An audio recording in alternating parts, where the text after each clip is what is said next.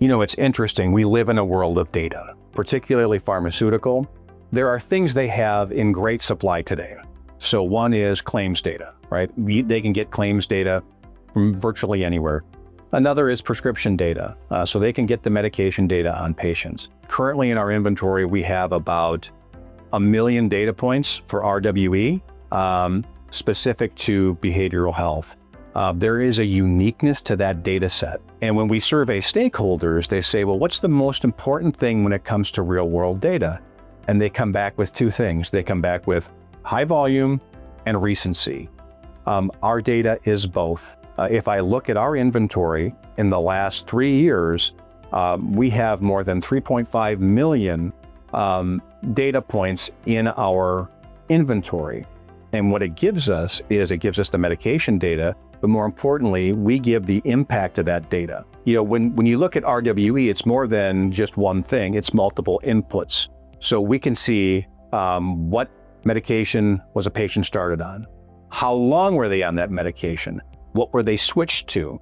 The value in that to a pharmaceutical manufacturer is, are you the drug of choice initially?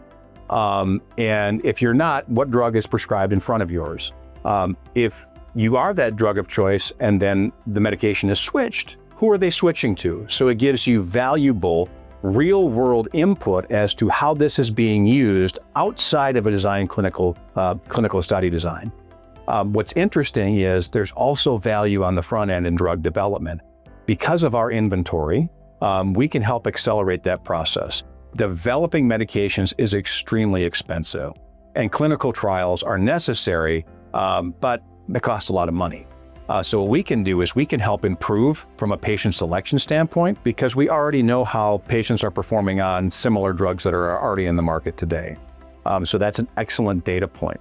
And if you're recruiting on the front end, if you're recruiting the ideal patient on the front end, then that reduces the amount of dropouts that you're going to have.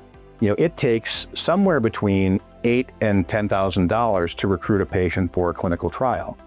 If that patient ultimately drops out, that goes north of $20,000 to $30,000 to replace that patient.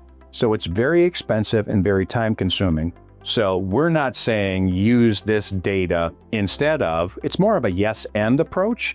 We can help you go faster and ultimately reduce the cost of your clinical trial.